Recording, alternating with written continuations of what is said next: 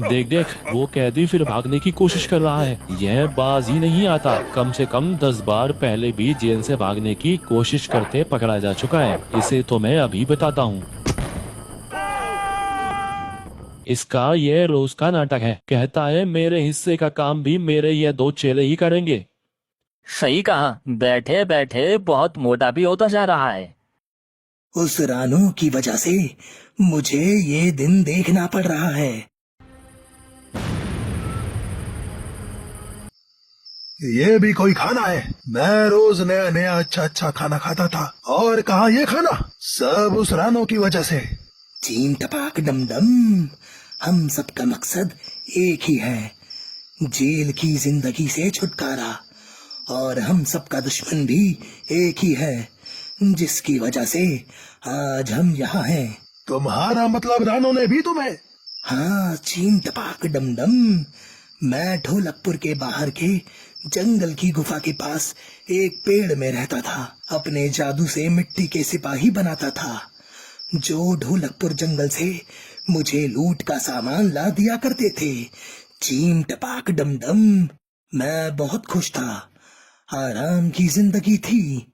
पर उस रानू ने मेरी गुफा में घुसकर मेरे सारे सिपाही बर्बाद कर दिए। मैं जेल से निकलकर ना सिर्फ रानू से बल्कि पूरे ढोलकपुर के पक्षी से चीम टपाक डम डम बदला लूंगा।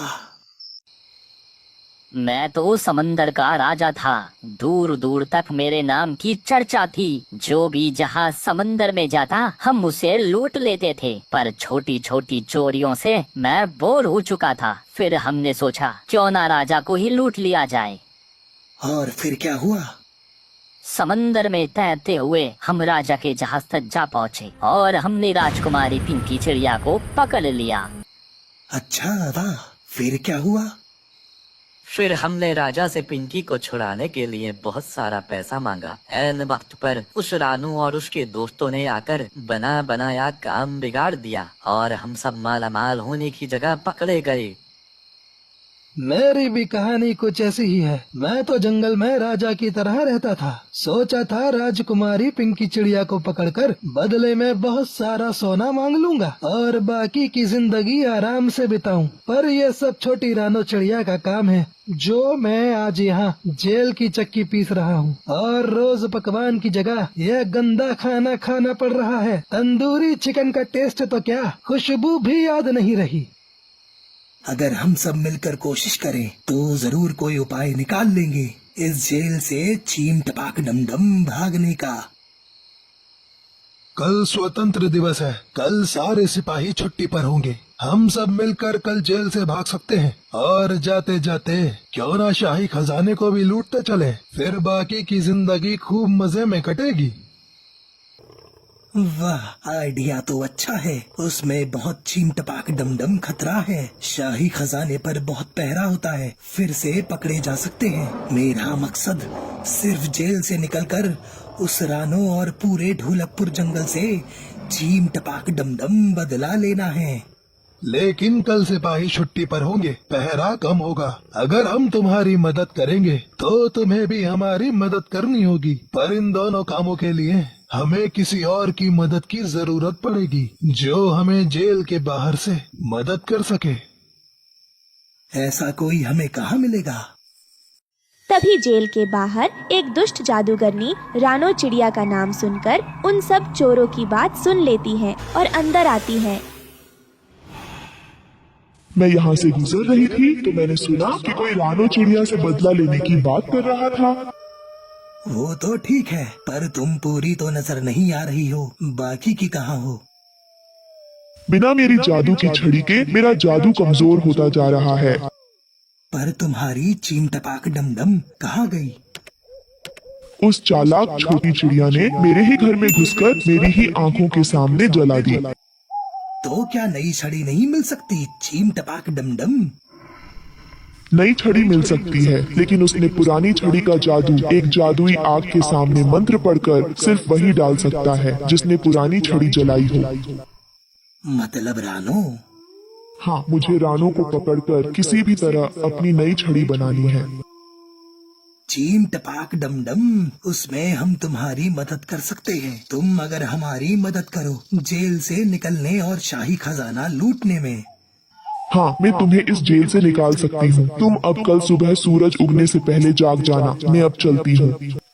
ये कहकर जादूगरनी चुड़ैल गायब हो जाती है। अगली सुबह सूरज उगने से पहले सभी चोर जाग जाते हैं। तभी वहाँ चुड़ैल चाबी लेकर प्रकट होती है और वो सब वहाँ से आजाद हो जाते हैं। महल के गेट से सीधा अंदर जाकर बाएं मुड़ना, शाही खजाना वही है। फिर चोरों की टोली मिलकर किसी तरह शाही खजाना लूट लेते हैं। एक बार रानो हमारे हाथ लग जाए तो चीम टपाक डम डम, तुम खजाना लेकर निकल जाना। चीम टपाक डम डम। वही दूसरी तरफ महाराज, पता नहीं ये चोर चाहते क्या है। कल स्वतंत्र दिवस है, उन्होंने अपनी आजादी की खुशी में संदेश भेजा है। अगर आप रानो चिड़िया को उनके हवाले कर दें तो वो चुराया हुआ खजाना वापस कर देंगे। महाराज, आप आज्ञा दीजिए, मैं तुरंत उन चोरों के पास चली जाती हूँ। ये हमारे शाही खजाने की बात है। ये तुम क्या कह रही हो रानो? तुम जंगल की सबसे कीमती हीरा हो। ढोलकपुर जंगल को तुमने कितनी बार कैसी कैसी मुश्किलों से बचाया है। ये एक शाही खजाना तो क्या, हजारों खजाने भी लुट जाएं, तब भी हम तुम्हारा सौदा नहीं कर सकते। मुझ पर भरोसा रखिए महाराज, मैं वहाँ पर जाकर देखना चाहती हूँ आखिर ये सब कौन कर रहा है।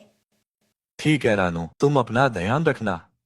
अगली सुबह उन्होंने जगह तो यही बताई थी। जैसे ही रानो चिड़िया गुफा के अंदर जाती है, सभी चोर उसे चारों ओर से घेर लेते हैं। अब कहाँ बचकर जाएगी? तुम और तुम, अच्छा तो ये सब तुम लोगों का किया धरा है। तभी वो सभी रानो पर हमला करते हैं। कुछ देर के मुकाबले के बाद रानो चिड़िया उन्हें मार गिराती है। तभी चोर कौवा रानो को एक जाल में पकड़ लेता है। चीम टपाक डम डम, तुम कितनी मूर्ख निकली। तुमने और राजा ने क्या सोचा? चीम टपाक डम डम, हम खजाना लौटा देंगे। तभी वहाँ एक चूहा आता है। वैसे जादू तो तुम दोनों को आता है, लेकिन तुम दोनों में से सबसे ताकतवर कौन है? मैं हूँ। मैं हूँ चीम टपाक डम डम। तुम्हारा जादू तो कितना कमजोर है कि तुम ठीक से उड़ भी नहीं पाती और आधी ही दिख पाती हो। चीम टपाक डम डम, तुम क्या मेरा मुकाबला करोगी? चीम टपाक डम डम। चुड़ैल इतना सुनते ही जादू से कालू कौवा पर हमला करती है। कालू कौवा किसी तरह उसके हमले से बच जाता है और वो भी चुड़ैल पर हमला कर देता है। चुड़ैल का वही काम तमाम हो जाता है। इतनी देर में वो चूहा रानो का जाल भी काट देता है। तभी रानो एक डंडा लेकर कौवे के सर पर मारती है। कौवा वहीं बेहोश होकर गिर जाता है। चीम टपाक डम डम, अब सारी जिंदगी गुजारना कालकोठरी में। रानो, आज फिर तुमने शाही खजाने को वापस लाकर अपनी बल और बुद्धि का सबूत दिया है।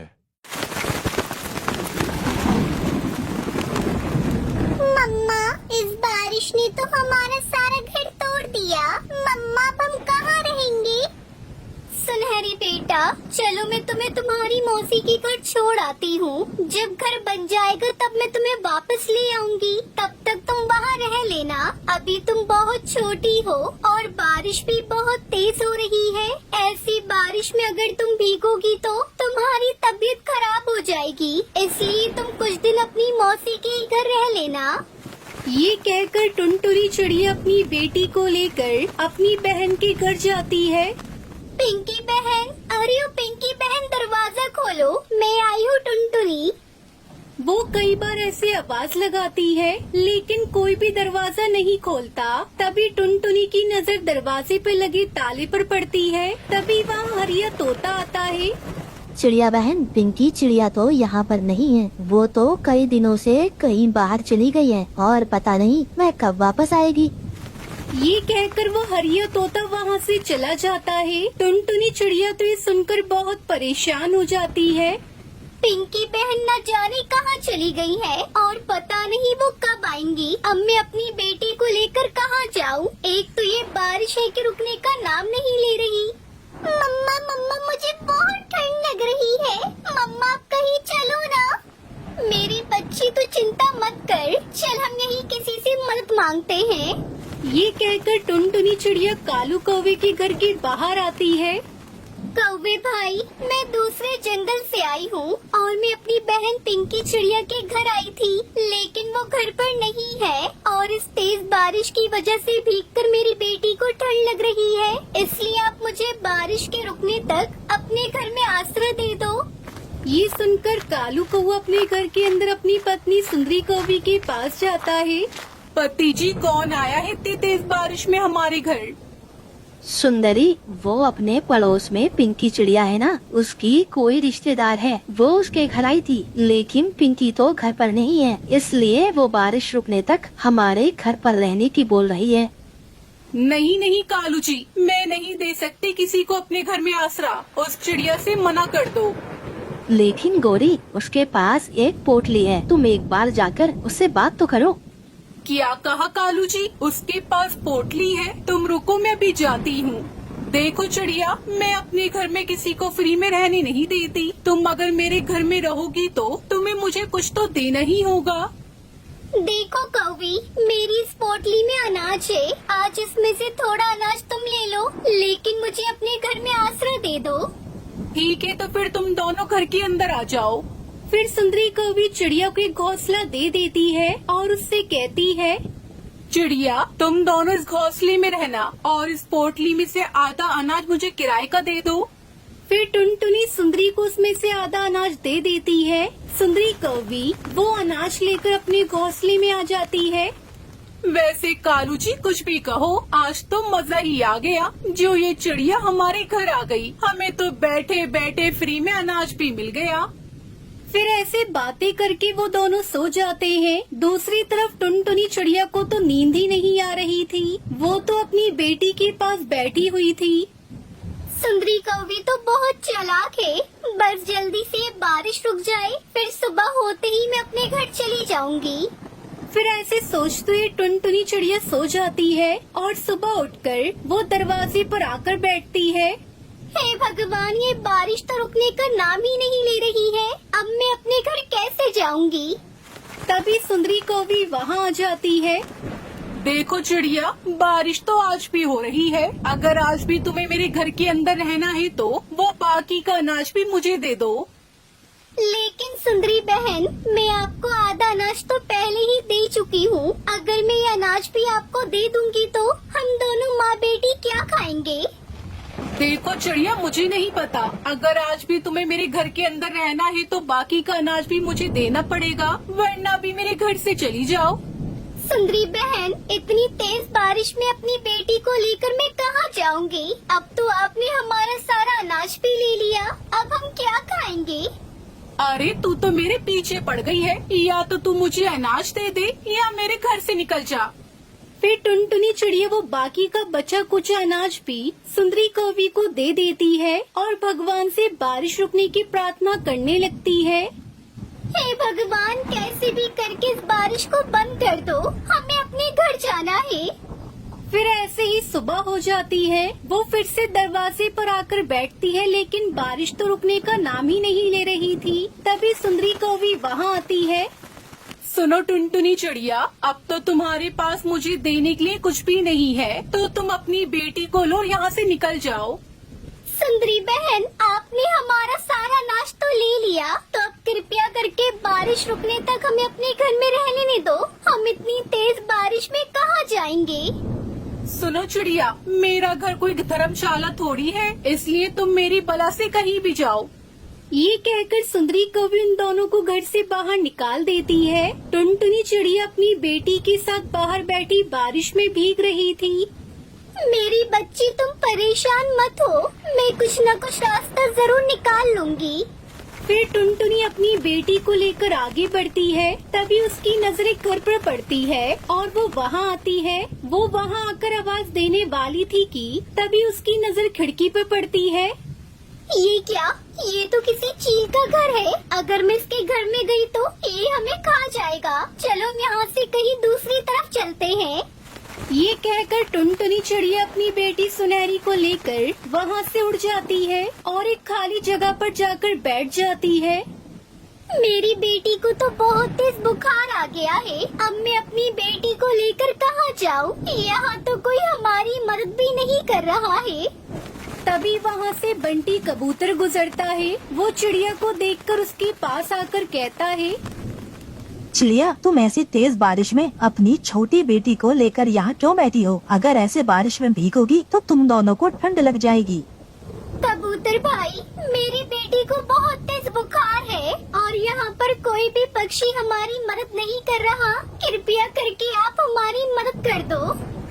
फिर टुनटुनी उस कबूतर को अपनी सारी बात बताती है। तब वो कबूतर उन दोनों को अपने घर ले जाता है। वो टुनटुनी की बेटी को बुखार की दवाई पिला देता है, जिससे वो कुछ ही देर में ठीक हो जाती है। बंटी भैया, आपका बहुत बहुत धन्यवाद जो आपने मेरी इतनी मदद की, वरना इस जंगल में तो और किसी ने मेरी मदद नहीं की।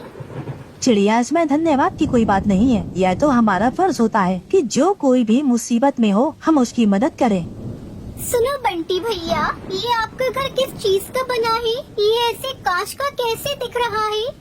चिड़िया, यह कांच का नहीं, यह तो चूड़ियों का घर है। यह घर बहुत ही मजबूत है। चाहे कितनी भी तेज आंधी या तूफान, बारिश, कुछ भी आ जाए, यह कभी नहीं टूटेगा। तुम चाहो तब तक इस घर में रह सकती हो। हाँ मम्मा, बंटी अंकल ठीक कह रहे हैं। हम इसी चूड़ियों के घर में रहते हैं। ठीक है बेटा, जब तुम्हारा इतना मन कर रहा है इस चूड़ियों के घर में रहने का, तो हम इसी में रहते हैं। फिर इस तरह वो दोनों माँ बेटी बंटी कबूतर के चूड़ी के बने घर में खुशी खुशी रहने लगती है। क्या हुआ? तुम इतनी तेज बारिश में यहाँ पर बैठी क्यों भीग रही हो? चील बहन, मैं तो यहाँ भोजन ढूंढने के लिए आई थी, लेकिन मैं काफी देर से भोजन ढूंढ रही हूँ। मुझे अभी तक भोजन नहीं मिला। यह चिड़िया यहाँ बैठी भीग रही है, तो क्यों ना मैं इस चिड़िया को अपने घर ले जाऊँ, फिर इसे अपने घर ले जाकर इसकी दावत उड़ाऊँ। रानो चिड़िया, ऐसा करो, तुम मेरे घर चलो। मेरे घर पर बहुत सारा भोजन है, उसमें से थोड़ा तुम भी अपने घर ले जाना। चलो, तुम मेरे साथ चलो। हिमालय के जंगल में रानो चिड़िया अकेली अपने टूटे फूटे घोंसले में रहती थी। एक दिन की बात है, कालू कौवा रानो चिड़िया से कहता है, रानो चिड़िया, तुम अपना घोंसला किसी ऊंचे से पेड़ पर बना लो, क्योंकि मुझे खबर मिली है कि हमारे जंगल में बाढ़ आने वाली है। कहीं तुम्हारा घोंसला बह न जाए। लेकिन कालू भैया, मैं अपना घोंसला कैसे बना पाऊंगी? मैं तो अंडे देने वाली हूँ और बुलबुल डॉक्टर ने तो मुझे आराम करने के लिए बोला है। रानो, मैं तुम्हारी मदद जरूर करता, लेकिन मेरे घोंसले तक तो पानी आ गया है, तो मुझे अपना घोंसला ऊंचे पेड़ पर बनाना है, तो मैं तुम्हारी मदद नहीं कर सकता हूँ। यह कहकर कालू कौवा वहाँ से चला जाता है और रानो चिड़िया तो अपने घोंसले में बैठी सब कुछ देख रही थी। तब वो अपने आप से कहती है, सारे पक्षी तो अपने अपने घोंसले बनाने में लगे हुए हैं, पता नहीं मेरी मदद कौन करेगा। ऐसा करती हूँ, मैं तोते भैया के पास चली जाती हूँ, शायद वो मेरी कुछ मदद कर दे।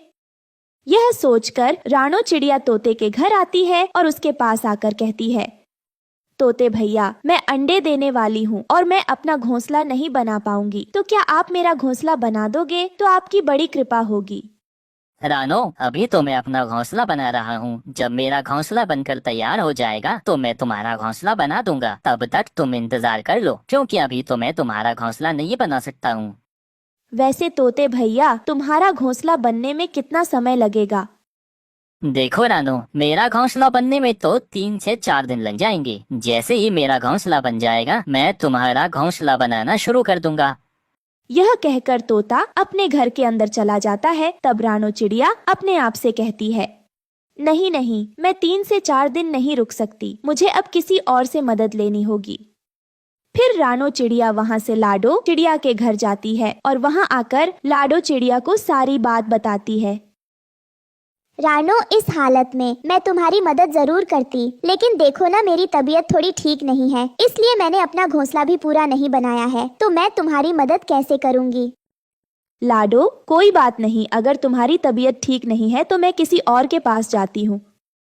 यह कहकर रानो चिड़िया वहाँ से चली जाती है और वो खुद ही अपना घोंसला बनाने की सोचती है। इसलिए वो लकड़ियाँ इकट्ठी करती है। जैसे ही वो लकड़ियाँ इकट्ठी करती है और वो बहुत थक जाती है, तब रानो एक पेड़ पर बैठ जाती है और अपने आप से कहती है, भगवान, अब मैं अपना घोंसला कैसे बनाऊंगी? थोड़ी ही लकड़ियाँ इकट्ठी की है और मैं थक गई हूँ। मैं अंडे नहीं देती तो मैं बाकी पक्षियों की तरह अपना घोंसला बना लेती, लेकिन अब मैं अपना घोंसला कैसे बनाऊं? रानो चिड़िया यह सोच रही थी कि तभी अचानक से तेज हवाएं चलने लगती हैं और आसमान पर काले बादल भी छा जाते हैं। मौसम तो अचानक से खराब हो गया। लगता है अब मैं अपना घर नहीं बना पाऊंगी, तो मुझे अब अपने पुराने घोंसले में ही जाना चाहिए।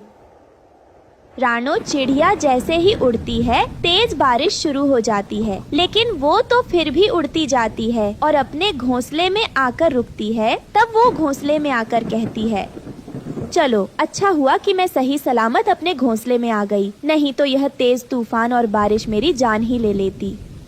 रानो चिड़िया बारिश रुकने का इंतजार करती है, लेकिन बारिश तो रुकती नहीं है, वो तो और भी ज्यादा तेज हो जाती है और रानो चिड़िया का घोंसला पानी से भर जाता है। यह पानी तो मेरे घोंसले के अंदर आ गया, लगता है मुझे यह घोंसला छोड़ना ही पड़ेगा। यह बोलकर चिड़िया जैसे ही घोंसले से बाहर आती है तभी उसका घोंसला तो उड़ जाता है। मैं अब इस तेज बारिश में कहाँ जाऊँ? मेरा घोंसला तो टूट फूट कर उड़ गया और मेरी तबीयत तो पहले से ही बहुत खराब है। रानो चिड़िया ऐसी बारिश में बैठी भीग रही थी, तभी एक चील की नजर चिड़िया पर पड़ जाती है। यह चिड़िया बिना घर के यहाँ तेज बारिश में बैठी भीग रही है। लगता है यह अंडे देने वाली है। मैं इस चिड़िया को अपने घर ले जाती हूँ, क्योंकि जब यह अंडे देगी तो मैं इसके अंडों को बड़े मजे से खाऊंगी। यह कहकर चील रानो के पास आती और बड़े प्यार से उससे कहती है, चिड़िया तुम यहाँ बैठकर तेज बारिश में क्यों भीग रही हो? ऐसी हालत में तेज बारिश में भीगोगी तो तुम्हें ठंड लग जाएगी, तुम्हारी तबीयत खराब हो जाएगी। चील बहन, मैं माँ बनने वाली हूँ और मेरा घोंसला तो टूट फूट कर उड़ गया है। मेरे पास कोई जगह नहीं है जहाँ मैं रह सकूँ, तो क्या आप मेरी मदद कर दोगी? चिड़िया, एक पक्षी तो दूसरे पक्षी के काम आता है। अगर मैं तुम्हारी मदद नहीं करूँगी तो कौन करेगा? तुम मेरे साथ चलो और मेरे घर रह लेना। जब तक बारिश नहीं रुकती है वहाँ तुम्हें किसी चीज की कोई कमी नहीं होगी। यह कहकर चील रानो चिड़िया को अपने घर ले आती है। रानो चिड़िया, तुम इस घोंसले में रहो और तुम यहीं पर रहना। अगर तुम्हें किसी चीज की जरूरत हो तो मुझे आवाज दे देना, मैं तुरंत आ जाऊंगी। चील बहन, तुम्हारा बहुत बहुत धन्यवाद जो तुमने मुश्किल समय में मेरी मदद की। मैं तुम्हारा यह एहसान कभी नहीं भूलूंगी। रानो, एहसान की कोई बात नहीं है। तुम अपना ध्यान रखना और जैसे ही तुम्हारे अंडे हो जाएं, तुम मुझे जरूर आवाज दे देना। यह कहकर चील अपने घोंसले में आ जाती है। तभी चील का पति उसे डांटते हुए कहता है, तुम इतनी दयावान कब से हो गई जो तुम इस चिड़िया को घर के अंदर ले आई? मैं अभी इस चिड़िया को भगा कर आता हूँ। नहीं नहीं, आप उस चिड़िया को यहाँ से नहीं भगा सकते। मैं तो उसे यहाँ उसके अंडे खाने के लिए लाई हूँ। पत्नी जी, क्या कहा? वो चिड़िया अंडे देने वाली है? हाँ हाँ, वो चिड़िया अंडे देने वाली है। जैसे वो चिड़िया अंडे दे देगी तो हम बारिश के मौसम में बड़े मजे से उस चिड़िया के अंडे को खाएंगे। वाह पत्नी जी, तुम्हारे अंदर तो बड़ा दिमाग है। मैंने यह तो कभी नहीं सोचा था। दोनों पति पत्नी ऐसे आपस में बातें कर रहे थे कि तभी रानो चिड़िया उन दोनों की बातें सुन लेती है। हे भगवान, यह दोनों तो मेरे अंडे खाने की प्लानिंग कर रहे हैं। अभी तो मैंने अंडे दिए भी नहीं हैं। मुझे यहाँ से किसी तरह भागना होगा, नहीं तो अगर मेरे अंडे हो गए तो ये दोनों उन्हें खा जाएंगे। यह कहकर रानो चिड़िया वहाँ से भाग जाती है और एक पेड़ पर आकर बैठ जाती है। हे भगवान, अब मैं कहाँ जाऊंगी? यह बारिश रुकने का नाम नहीं ले रही है। मेरे पेट में भी बहुत दर्द हो रहा है। मैं कभी भी अंडे दे सकती हूँ। हे भगवान, मेरी मदद करो। रानो ऐसे कह रही थी कि तभी एक बादल बरसता हुआ उसके पास आता है और उससे कहता है, रानो चिड़िया, तुम क्यों रो रही हो? तुम अपनी समस्या मुझे बताओ। बादल भैया, इतनी तेज बारिश हो रही है और मेरे पेट में बहुत दर्द हो रहा है। मेरे पास कोई घर भी नहीं है। अच्छा, तो ये बात है। रानो चिड़िया, मैं बारिश को तो रोक नहीं सकता, लेकिन मैं तुम्हारे लिए एक गुलाब का घर बना देता हूँ। बादल इतना बोलकर अपने जादू से गुलाब का घर बना देता है। आपका बहुत बहुत शुक्रिया बादल भैया, आपने मेरी जान बचा ली। उसके बाद रानो चिड़िया उस गुलाब के घर के अंदर चली जाती है और थोड़ी देर बाद वो अंडे भी दे देती है। फिर रानो चिड़िया अपने अंडों के साथ खुशी खुशी रहने लगती है। दोस्तों, हमें उम्मीद है कि आपको हमारी कहानी पसंद आई होगी। कृपया कमेंट करके बताएं कि आपको यह कहानी कैसी लगी और वीडियो को लाइक और शेयर करना न भूलें। अगर आप हमारे चैनल पर नए हैं तो सब्सक्राइब जरूर करें। धन्यवाद। रानो चिड़िया अपनी मौसी लाडो चिड़िया के साथ खुशी से रहा करती थी। बचपन में ही उसके माँ बाप की एक हादसे में मौत हो गई थी। तब से रानो चिड़िया की जिम्मेदारी उसकी मौसी लाडो चिड़िया ही निभा रही थी। उसने कभी भी रानो को उसके माँ बाप की कमी महसूस होने नहीं दी। उसकी हर छोटी से छोटी ख्वाहिश पूरी करती। अब रानो चिड़िया की उम्र शादी के लायक हो गई थी। ऐसे ही एक दिन उसकी मौसी लाडो चिड़िया गौरी कौवी के पास जाती है, जो जंगल में सब पक्षियों के रिश्ते करवाती थी। गौरी बहन, अगर शहर में कोई अच्छा रिश्ता हो तो बताना मुझे। मैं अपनी रानो की शादी शहर के पक्षी से करवाना चाहती हूँ। अच्छा हुआ लाडो चिड़िया, तुमने मुझे पहले ही बता दिया। मैं कल ही शहर जा रही हूँ और मैंने रानो के लिए अच्छा सा रिश्ता भी पहले से ही देख रखा है। मैं कल जाकर उनसे रानो के बारे में बात कर लूंगी। फिर जो भी होगा मैं तुम्हें बता दूंगी। गौरी बहन, आपका बहुत बहुत शुक्रिया। आप तो जानती हैं, रानो बिन माँ की बच्ची है। मैं चाहती हूँ मेरे जीते जी उसकी शादी हो जाए, ताकि मैं अपनी मरी हुई बहन का वादा पूरा कर पाऊँ। फिर अगले दिन गौरी कौवी सीधा शहर आ जाती है और बबली कबूतरी के घर जाती है। बबली बहन, मैं आपके बेटे बंटी के लिए एक रिश्ता लेकर आई हूँ। रिश्ता हमारे गाँव का ही है। चिड़िया एकदम सीधी सादी गाय जैसी है।